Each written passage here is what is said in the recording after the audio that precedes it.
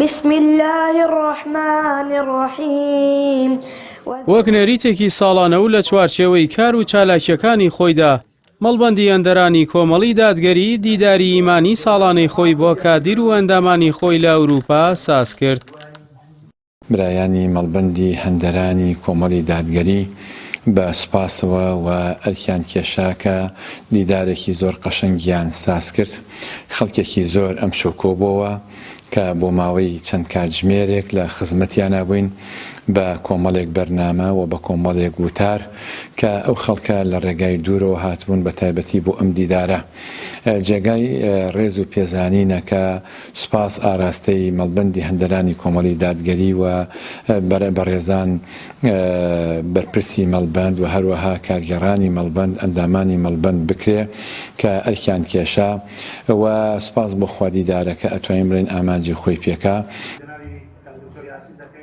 لە دیدارەکەدا ژمارەیەکی بەرچاو لە کادیر و ئەندامانی سنووری مەڵبەندی دەی هەندەرانی کۆمەڵی دادگەری ئامادە بوون و کۆمەڵێک بابەتی ئیمانی بۆ ئامادەبووان پێشکەش کرا و ئەم ساڵیش دیدارەکە بە ئامادەبوونی دکتۆر یاسین حەسەن ئەندامی ئەنجومەنی باڵای کۆمەڵی دادگەری بەڕێوە چوو.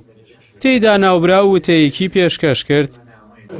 مەڵبەندی دەی هەندەرانی کۆمەڵی دادگەری ساڵانە ئەم دیدارە تایبەتە بۆ ئەندامان و ڕخستنەکانی خۆمان سازە دەین وەکو زیندوکردنەوەی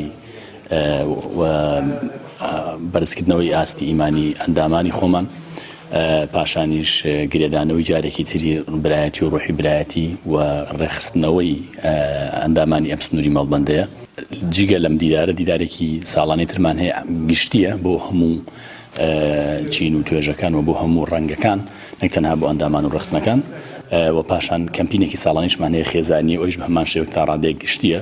ساڵان نزیکەی 90 بۆ 100 خێزان لەگەڵمانە بەشدارە من لە خزمەتیان ئامین.